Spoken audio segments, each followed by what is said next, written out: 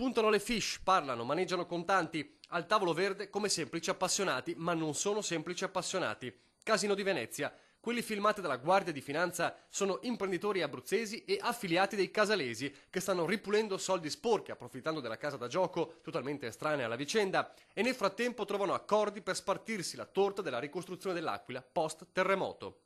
Gli imprenditori e i camorristi incastrati dalla procura abruzzese erano soliti ritrovarsi proprio a Venezia per discutere dei loro affari illegali.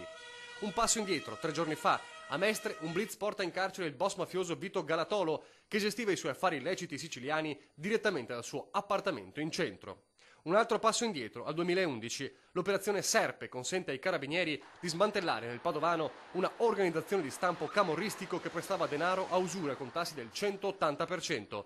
Vittime piccoli imprenditori, commercianti, albergatori. Il rapporto elaborato dalla Università degli Studi di Milano e presentato a Torino alla Commissione parlamentare antimafia traccia una mappa delle cosche che prosperano sempre di più negli hinterland del nord Italia.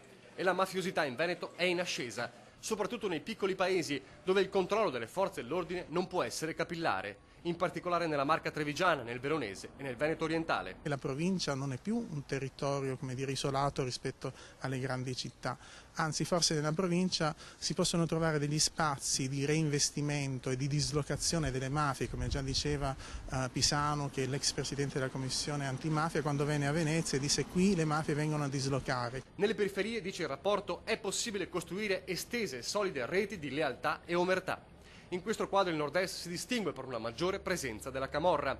Non c'è ancora il fenomeno della colonizzazione, ma l'economia imprenditoriale in crisi è come miele per le api. Ovviamente se le banche stringono il cordone è chiaro che a questo punto l'artigiano che è in difficoltà deve ricorrere a altri canali, quali quelli purtroppo dell'usura. Noi se riusciamo a captare che c'è una difficoltà importante cerchiamo di aiutarli col sistema bancario, mettendoli in guardia dai facili accessi al credito che hanno sempre qualcosa, un trucco, qualcosa di nascosto, però non è facile. Il Veneto è la quinta regione al nord per arresti di stampo mafioso e beni confiscati alle cosche. Per ora il sistema imprese regge ancora la pressione, ma fino a quando? E il rischio è che ci sia il salto dalla infiltrazione nell'economia alla infiltrazione nella politica. Qui abbiamo detto e lo ribadiamo, non attendiamo che venga sciolto un comune per mafia. Affari sporchi in una regione che deve fare i conti anche con altri sistemi illegali. Lo diceva un anno fa il magistrato veneziano Roberto Terzo, uno dei più importanti avversari della criminalità mafiosa, il PM dell'inchiesta Serpe.